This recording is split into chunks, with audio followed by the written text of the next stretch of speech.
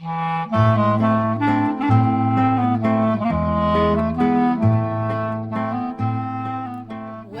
to Couples Therapy in 7 Words.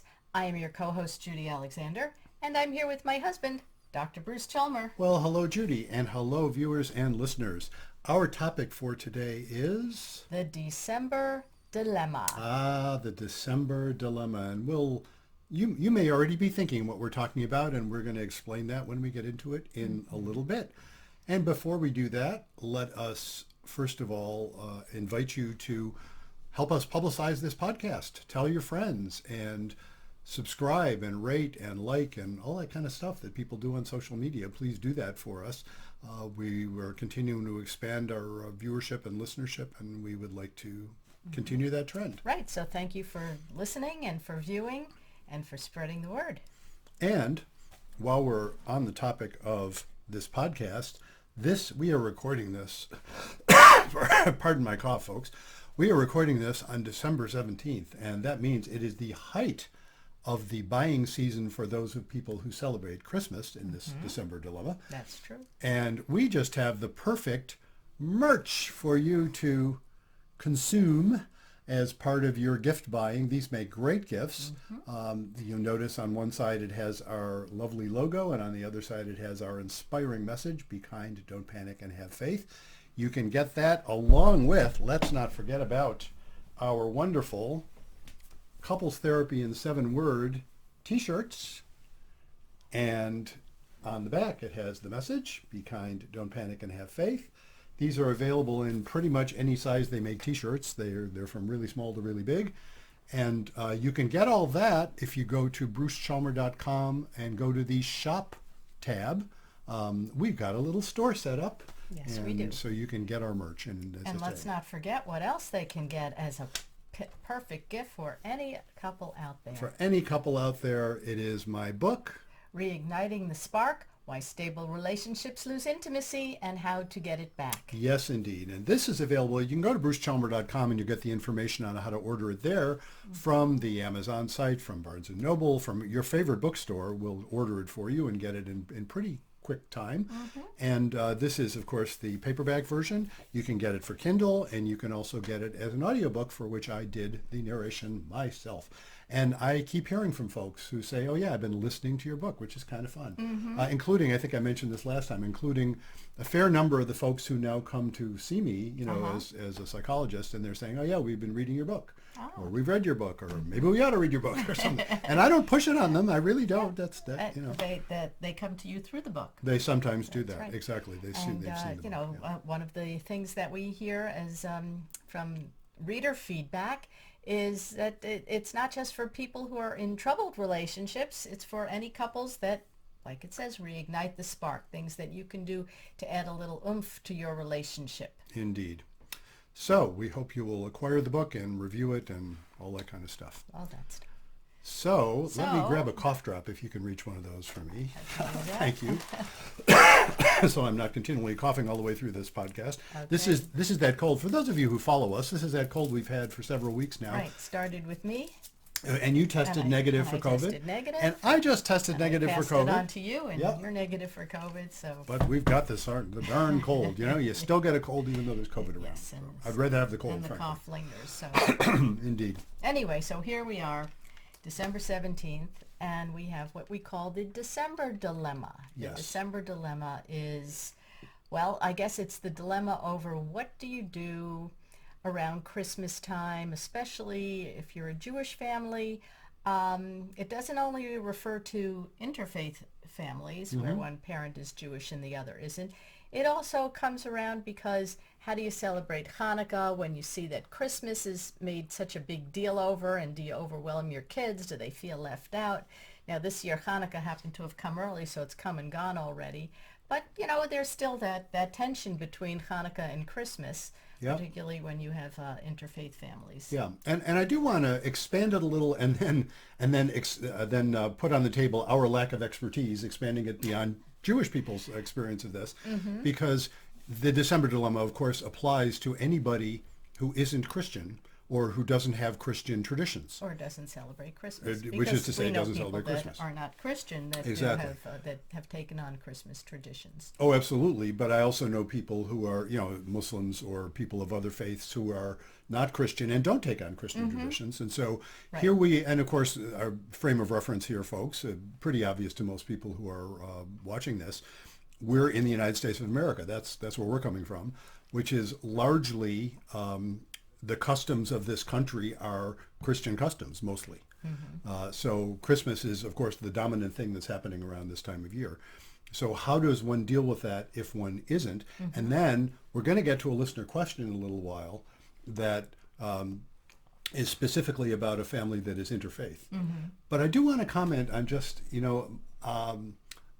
when this came up and you picked out the letter and very timely, obviously, letter.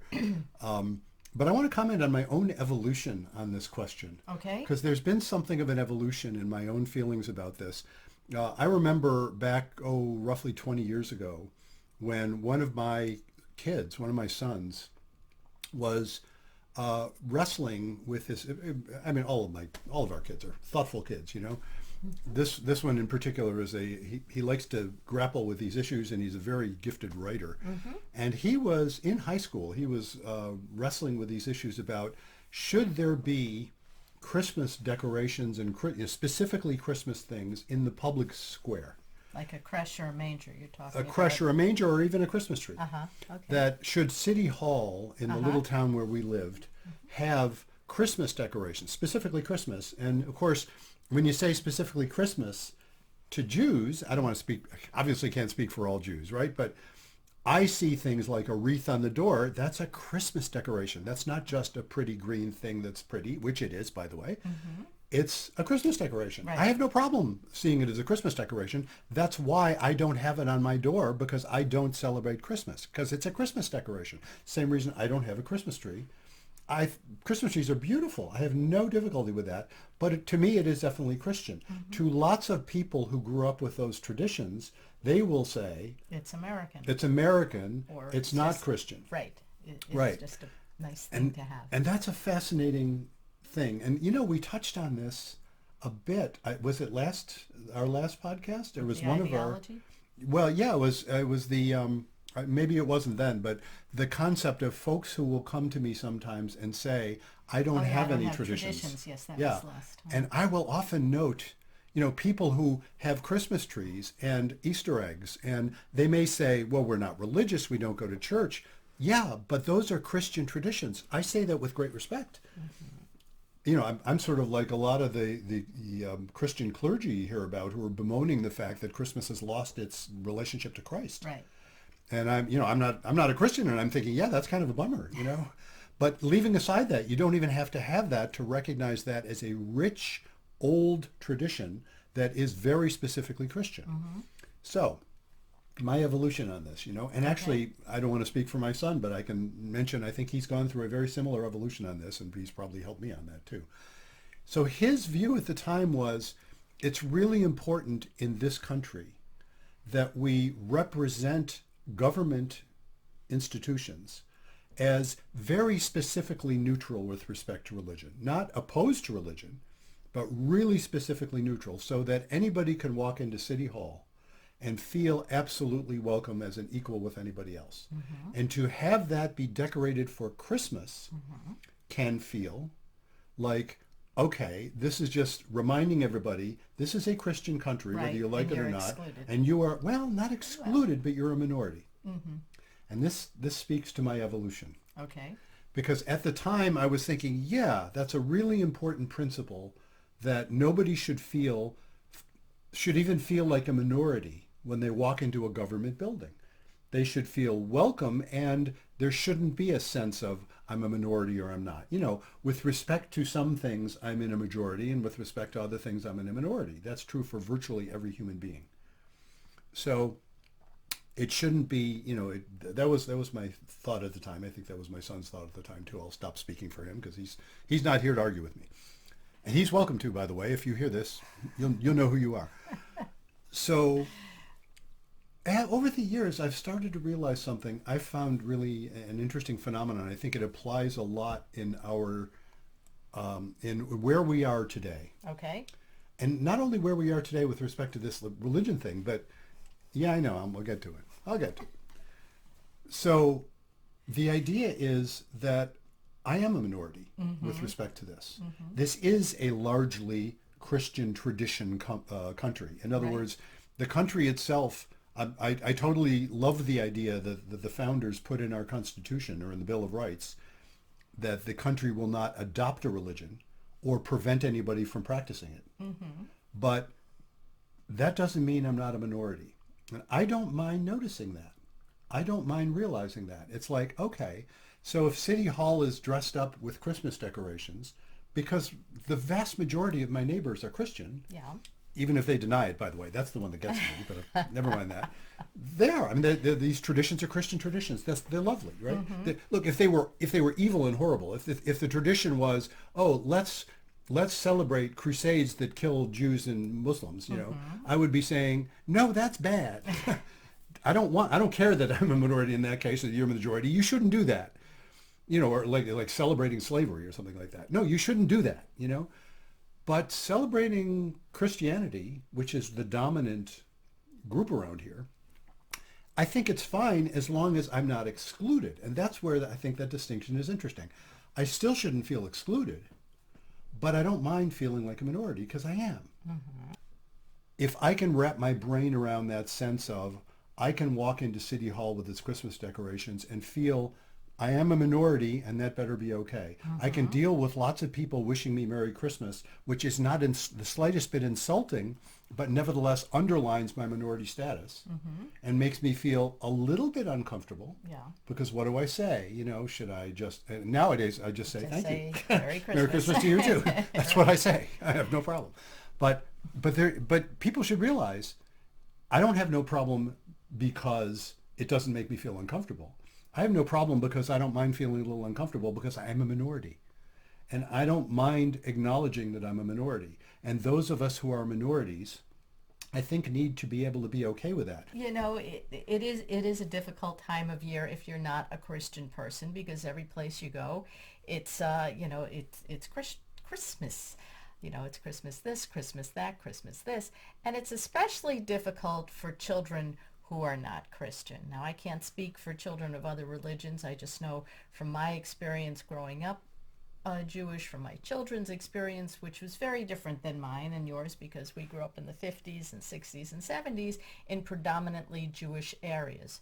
So it was very easy to have your Jewish community there. So when your Christian friends were celebrating, it didn't really matter if you went into their house, because it was kind of like an expectation that, oh yeah, there's the Christian house, we're the Jewish house. And that was pretty much how it was in the burbs where I was growing up, and probably where you were growing similar, up too. yeah. So we didn't think anything when I was in high school, and we would go around the neighborhood Christmas caroling, and people would invite us in, and they'd give us eggnog, and we'd go to the hospital, and we'd sing Christmas songs, and it was very lovely, and I would always enjoyed that time of year, and I loved going into New York City to see the lights and the windows. I found it very beautiful, but I had a very strong identity of who I was as a Jewish kid, because, like I said, I grew up in a very Jewish area. Now, my children were not raised in a very Jewish area, and Nor mine. Same or reason, yours. yeah. That's right. We raised our kids in Vermont. Which is, well, they say the least religious state, but it's still like everything is Christmas. And even in schools, all of the little art projects that they're doing have to do with Santa and reindeer. And I want to put in something I just read this morning, uh-huh. that there is something of a controversy in St. Albans, which is a small town in Vermont, where the principal had put out something. I didn't read the original here, so this is what I gleaned from the article. The principal or superintendent or somebody had put out a letter telling people they shouldn't be doing that. They shouldn't be celebrating any sort of particular holiday theme. And boy, were they a lot of getting blowback. enormous Absolutely. blowback. Yeah, because of I that. can imagine. I can from the imagine parents, too. you know? Yeah, we have a friend who was a board member and faced that. Uh-huh. She was practically run out of town Yeah. over those issues, like what do you do? But, the reality is that's what the kids are making in class, or at least they were. They were, and then again, this is Right. a topic. This is a hot topic these It days. is a hot topic, especially, Vermont is also a refugee resettlement area, so we've gotten a lot of people who've come into the state in the last 10, 20 years that are not Christian. They've come from Muslim countries, they've come from Buddhist countries, all over Asia, Africa, and trying to think where else, and parts of Europe. So Sure. so they don't celebrate Christmas. So we're trying to be, our schools districts are certainly trying to be more sensitive to the other religions. So I always like to joke, it took the Muslims moving into Vermont to get the Jews have Yom Kippur off. Yeah, pretty much. Yeah. Because they were asking for Eid off. So how can you not have Eid and not give Yom Kippur off? So now some districts in Vermont are giving Yom Kippur off. So thank you to our Muslim brothers and Well, sisters for bringing that. In terms of the December dilemma thing, it's always been fascinating to me that the response of, and look, I'm only talking about well-meaning people here. I'm not talking about Nazis. Right. I don't care what the Nazis think. That's not the problem. And we don't, thank God, have a lot of them in Vermont. I'm talking about really well-meaning, thoughtful people. And the traditional response is, oh, let's include your December holiday too. Right. Which is, should I bother beginning to explain how much that misses the point? Probably not bother, but I won't bother. But that misses the point, folks. It really is. The December holidays, we have a December holiday that's a lot of fun, Hanukkah, that is in the Jewish year, so not what in the Christian year, that particular kind of saying, oh, let's make sure to include a Hanukkah song in a Christmas concert. Right. I would so much rather have it just be a Christmas concert. I mean, and if do a Hanukkah song or don't do a Hanukkah song isn't the point.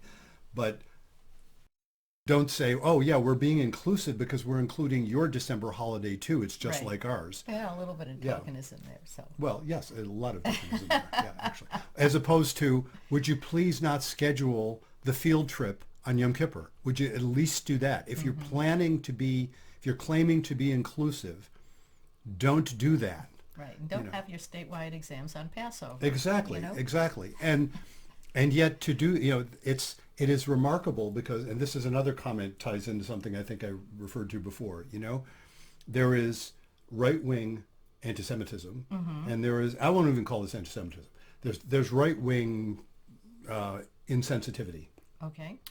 which is really difficult and sometimes violent and horrible, and yet at least you know what you're dealing with. And then there's left-wing insensitivity, which refuses to acknowledge that it's being insensitive. That's what, you don't know what to do, Right. This is the same, I mean, I've heard this from people of color describing white liberals, which is kind of us, And right, I get it. I mean, I get it. I can't get it from this point of view of a person of color, but I can get it from the point of view of a Jew. It's like, yeah, by golly, it's like somebody tells me I'm being racist or sexist, right?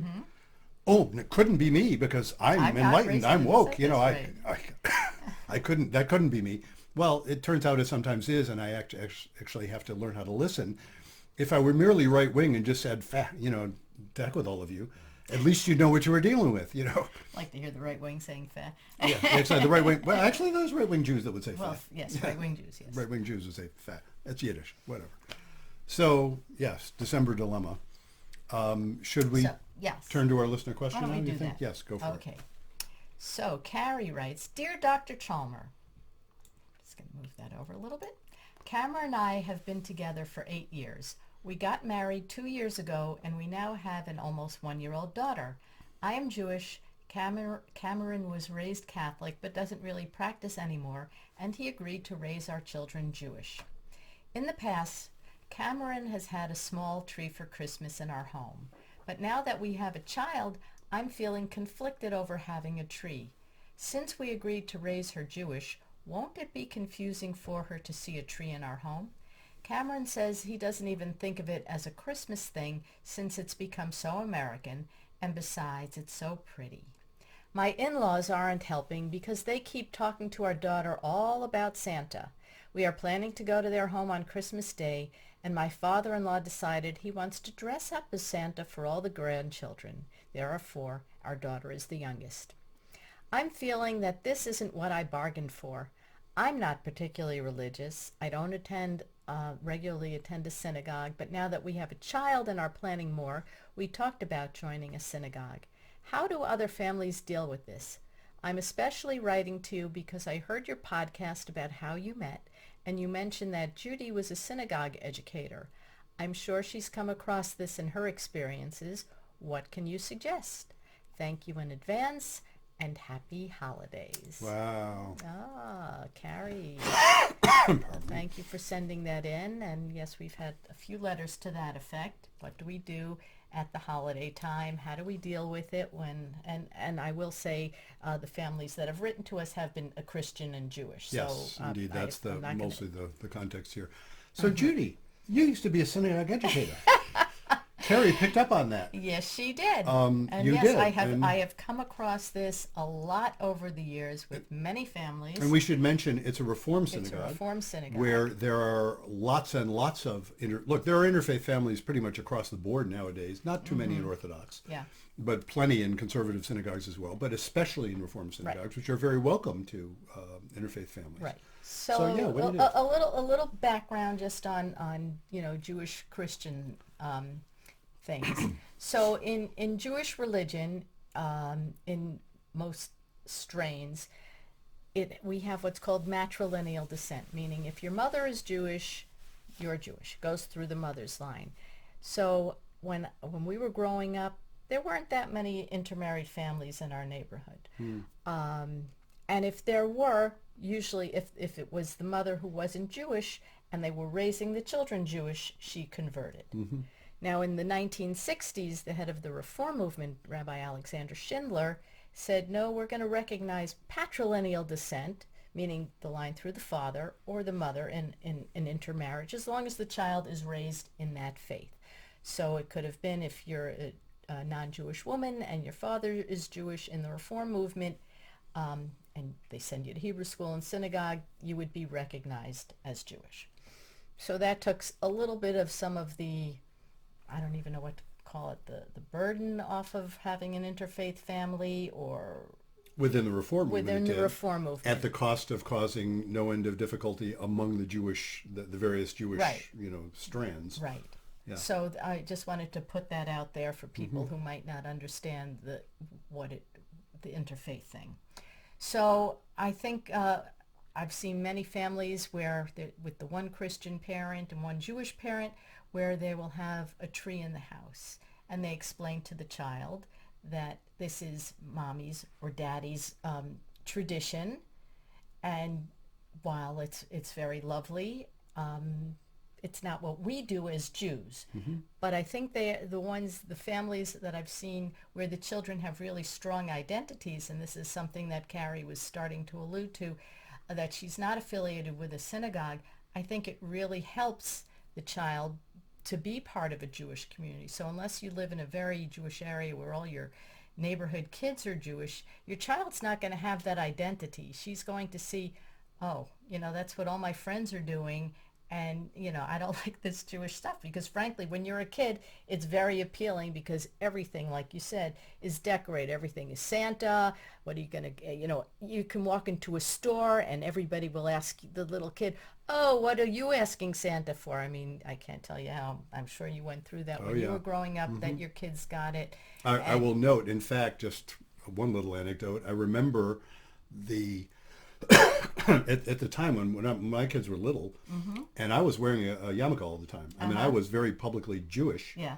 And we would walk into a store or something, and people would notice that or not notice that, but they would say, oh, what's Santa going to bring you? Right. And somebody would say, either I would say, or my wife would say, or the kids would say or something, oh, we don't celebrate Christmas. And they would look at us sometimes like we are there. Do we need to report this to the authorities? Right. It's like, how can you be depriving your children of Christmas? And look, I realize for folks who aren't in Vermont, I moved to Vermont in 1972, and I have had the experience of being the first Jew people have met. Yeah. There were very few Jews in Vermont, and I think that's much rarer now. But So, and these, again, well-meaning folks, these are not people who are, thinking ill, Yeah. but they simply did not realize that sort of thing was possible. How could you not celebrate Christmas? It made no sense to them. Right. And there was that Right. little The default spin. is everybody's Christian. Of course. Right. And the little spin was, how can you deprive your children of this? That was the part that was sort of like, ooh, Yeah, what do you do? because we know Jewish families that have trees too. Oh, well, You know, yes, there's that. that too, yes, right. I think, well, Carrie, you and Cameron really need to be clear with each other what each of your expectations are. For Cameron, giving up the tree means giving up a part of his childhood. Oh, yeah. To you, seeing a tree in your house could make you feel tense, that like feeling that I mentioned earlier of being excluded from, the party. It's like in Canada, it's like it's like being upstairs when the party's going on downstairs. Oh, yeah, right. And really that's how Christmas is. And it shouldn't be, we're competing with Hanukkah, with Christmas. I think you really need to be clear that you're raising your child with a strong Jewish identity. I'm going to say, though, Yeah. my sympathy in this goes with Cameron. I'm thinking, why should his deal, and it's so interesting, from his perspective, he's saying, of course we'll raise the children Jewish, and I'm not a practicing Catholic, he's saying. I always wonder, she says, doesn't really practice anymore. That's an interesting, she didn't say he doesn't practice, because there are Catholics who would say, I have repudiated utterly any connection with the church. Well, it doesn't really, maybe it's the tree thing. Maybe that's what the practice maybe is. that's it. Yeah, I don't know. But again, It wasn't he's very specific. He's in, from a Jewish perspective, he's sitting there claiming, in effect, oh, this tree isn't Christian. Right. From a Jewish perspective, and I think you're saying something similar, it's like, sorry, buddy, it is. It is. But, she married him. She married him. And, Absolutely. and I'm thinking of their daughter. It's like, why deprive their daughter of her Christian heritage? Right. The fact that she may be halakhically, meaning in Jewish law, halakhically Jewish, that doesn't have to mean anything No, to Cameron. and as I said earlier, I've seen very successful relationships and marriages and children coming out with strong Jewish identities when you're very clear about that. And Yes. just because you're going to your in-laws and there's Santa, you can explain to them, that's Daddy's family's religion, and there are some really nice books. If you're not already a subscriber to PJ Library, they have books that deal with this. So you are speaking as a synagogue educator. Yes, I am. You're speaking as somebody talking to the Jews, the Jewish parent, about how do you give your child a strong Jewish identity. And of course you are, which totally makes sense to me. I will tell you, though, I'm sitting here thinking, why should this kid have a strong Jewish identity? I don't see why she should. Because they want her to. Well, they want her to, saying but she married a guy who's not Jewish. So I don't see how that's possible. I'm pushing back a little. I'm saying, let's take that. But I see it all the time. You do, which is interesting. And what they have to do to pull that off is agree with your premise.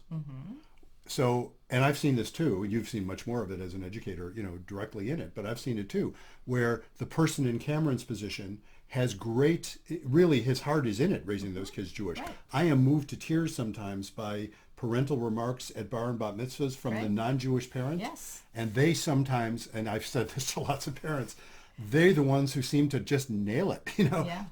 I am moved as a Jew more by what they have to say usually than the Jewish parent who's standing up there giving a testimonial about the kid. And the non-Jewish parent is saying how meaningful this is in your Jewish heritage. And I'm thinking, oh my God, you so get it. That's, these are the people, these are the righteous Gentiles, as Jewish call them. Right. These are people who are like, hey, these are our friends, Right. But lots of people, and again, I have sympathy for this. Lots of people in Cameron's position have no idea what they're getting into. Yeah, I don't care about raising the kid Catholic, so sure, you can raise the kid Jewish. Right. That doesn't mean we have to give up the Christmas tree, does it? Well. And I say, unless he knew that going in. Well, apparently he didn't, because she said they had a Christmas tree all Right. those years before they had children. So now she can't really switch off. So this is my little slightly nasty streak, but I'm thinking of Carrie. What were you thinking? You've made your bed. You expect your kid to have a strong Jewish identity. Then you shouldn't have married a non-Jew, right? Well, And I know Yes, synagogue but educator. sometimes you fall in love with somebody and Right. it happens. Yeah. No, I mean, right. And look, I work in the office with lots of intermarried couples for whom I am really pulling for both of them greatly, and Right. that they, I'm all in favor of Right. what, if they want to stay together, I'm in favor of helping them. So it's not like I'm saying, oh my God, this is a terrible thing. I am saying there are consequences of what we do that we really need to think about, because Yeah, but they already are in it, so they are, but Yeah. but the thing from a couples therapy perspective, not a Jewish educator perspective, okay. I'm looking at this and saying trouble brewing.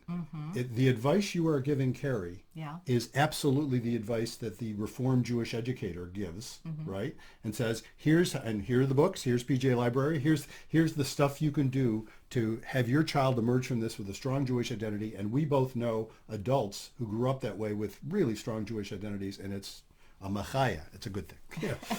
That's wonderful. But Yeah.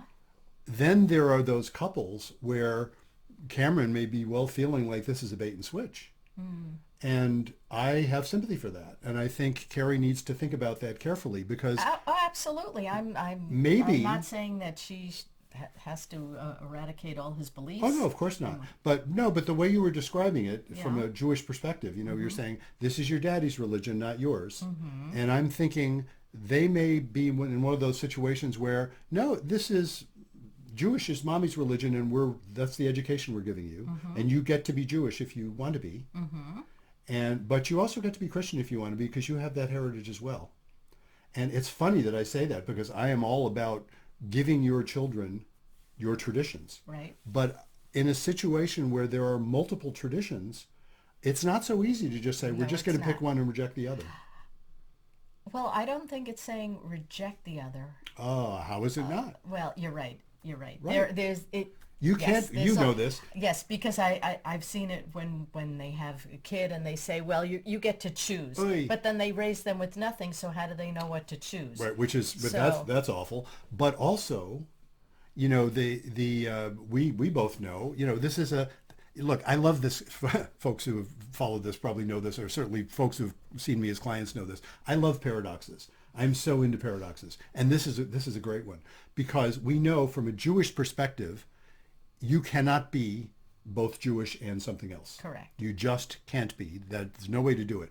From a Christian perspective, I think it's fine to be a believing Christian who also has Jewish traditions, But from a Jewish perspective, that is by definition, you can't be. If you profess Christianity, you have stopped being Jewish in Jewish tradition. There are people, so-called Jews for Jesus and things like that, who would argue with me, and with all humble respect for you, you're wrong. Well, let's just say that those Messianic Jews are actually Christians with a Yeah, exactly. with a From different name. in traditional Judaism, and you don't even have to be that traditional. Even in Reform Judaism, if you are a Messianic Jew, you've stopped being a Jew. Call yourself whatever you like, but that's just But the we're case. not dealing with that here. So Well, let's get but back, it's Let's related. get back to the program. Well, it's related though, because Okay. I'm thinking here we have this little girl, and and it's the same thing. Like the in-laws aren't helping. I have nothing but, I think the in-laws have every right to do what they're doing. They should dress up as Santa Claus and celebrate Christmas with her. They need to respect, I suppose, if she says, well, no, I'm not going to church. I'm going to synagogue. They're going to need to respect that. And she gives no indication that they don't. Right. But the idea that, somehow the father-in-law is supposed to not do that out of deference for her daughter, or they're supposed to not go there on Christmas morning. No, she's not saying that not to go. She's Yeah. just, feeling a little funny because he's planning to dress up, excuse me, like Santa Claus. And Well, and with the expectation that, as it seems to be the norm, kids that age are taught to believe in Santa Claus. right. She's supposed to believe that Santa Claus comes and brings her gifts. And, it's funny how well, we had no problem with that one in our family. Although, it was interesting because some of our kids' friends, all of their friends were not Jewish. Right, and they believed in Santa Claus. And we had to be, we And danced around it very yes, carefully. we had to tell our children, do not tell them. Pretty much. It was like, no, those are, we really respect that, So it's an interesting set of problems. But I'm fascinated, as I say, I like the paradox, because they're trying to do something Yeah. that is, on the one hand, impossible, And so they're trying to make the best of it. But, it's just, I find my own gut reaction interesting. My gut reaction as a Jew is to say to the Jew, it's like, I can get, like, you made your bed, now lie in it. Well, right, and and then there are those interfaith families where they will decorate their Christmas tree with ornaments of dreidels and menorahs. Yeah. I'm sure you love that. They should, as my grandmother would say, they should live and be well. Saison. But so I Leben think Gesundheit. you exactly. Yeah, so you have to come up with your own traditions, and you and Cameron need to grapple with how you both feel about this. Yeah. And be honest with each other, what it means to you, what it means to be to what your traditions were, and just remember that things that you do this year, they don't have to become a tradition and the way that you're going to go through life, because things change from year to year. Yeah. So you don't know what's going to be next year and how things are going to be when you have more children. I will put in a plug, though, for a Jewish sleepaway camp when your children become of age, because that is really huge, has yeah. shown to do a lot to foster strong Jewish identities. Yeah, and again, there you are being the Jewish There I am. educator again. Well, which is, she asked me about it. That's what I would suggest. I would suggest you join a synagogue so that your child has Jewish friends and doesn't feel isolated. That Jewish camp, a sleepaway camp, a good Jewish sleepaway camp, will really foster a strong Jewish identity. Now, I want to throw in another side, Okay? which is, I am, it's funny, here I am talking all my business about, well, you made, you're about not lying it, right? And I'm realizing in saying that, I know that there are websites, groups, of people in exactly this situation who are going to give you much better lore than I will. Okay. Because I'm not in that situation. I'm an outsider to that Right, situation. right. And actually, you're not either, Correct. So everything you're saying is, again, from the standpoint of saying, yes, if what you're looking to do is strengthen your child's Jewish identity, all of those things make sense. I will also note there are communities of people like that who are making their own traditions. And I respect that. It's like, yep, by golly, those are. It's funny, like, yeah, don't say, dear Dr. Chalmer, or even, dear Judy. Say, hey, other people who are in this situation, how do you handle it? Because you're going to get a lot better answers So from I will them. tell you where to go. There you So go. there is the perfect website for you. It's called 18doors.org. That's number 18doors.org. It used to be called Interfaith Family, but they now go by 18 Doors, and it is a wonderful, wonderful resource on everything. It's got parts on this topic. You'll see interviews with different family dynamics, where the mother's Jewish, father Jewish, all combinations.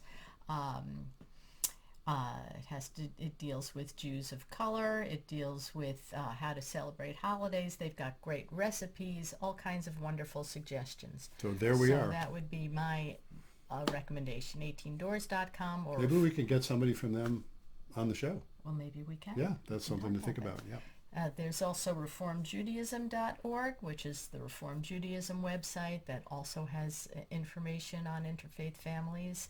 And like I said, there's a wealth of stuff out there, and PJ Library has nice books on the topic. So I would say start doing your research, finding other families in your area that might have the same traditions that you have, or the same background that you have anyway, be in that same situation, and form, like you said, little groups where you can find the support that you need. Right on. And let me say to Cameron and to their daughter, Merry Christmas. Being a little provocative there. And even to Carrie, Merry Christmas. I mean, that's you are engaged with Christmas. And look, I have to add, when they Cameron points out that it's pretty. It's beautiful. It is I beautiful. love Christmas decorations. We're talking about going to see a nice light show later today, if we can manage to do it. So it's not like these things aren't beautiful. They absolutely are. Yes, they are. And as is the entire spirit of the Christmas story, which I just think is a beautiful thing. It's not mine, Peace but on it's earth, goodwill toward men. well, and the whole even the idea of this birth of someone representing God's love. Yeah. I think that's a lovely idea. It's not it's not exactly a Jewish idea anymore, though it was originally, but it is not now, but it is a beautiful idea. It is a beautiful So there we idea. are. It's gotten a little bit over commercialized. As many Christian clergy point out. Absolutely. Yes. So So there I we hope are. that helps, Carrie, and good luck, and and wish you a happy holiday. Indeed. And if any of you have a question that you would like me or Bruce to answer, please feel free to email us at bruce@brucechalmer.com or visit brucechalmer.com. And when you do that, when you go to brucechalmer.com, you'll see there's the podcast tab where you can have access to all of our episodes. You can also sign up for a time for us to interview you if you think you would be a good person for us to have on the show. And we've had lots of really fun people on the show, and we're looking to have some more. And of course, you can drop us a line and suggest other people you might want us to interview, as well as topics for us to talk about. And while we're on the subject of the podcast, we want you to let folks, as we said earlier, want you to let folks know about it. And don't forget about our merch, our mugs and our T-shirts. And they make great Christmas And gifts. And the book. The book. Reigniting the Spark, Why Stable Relationships Lose Intimacy and How to Get It Back. Available anywhere books are sold, and please get a hold of that and review it and let other folks know about it. Mm-hmm. And so, until next time, Remember, be kind don't panic. and have faith.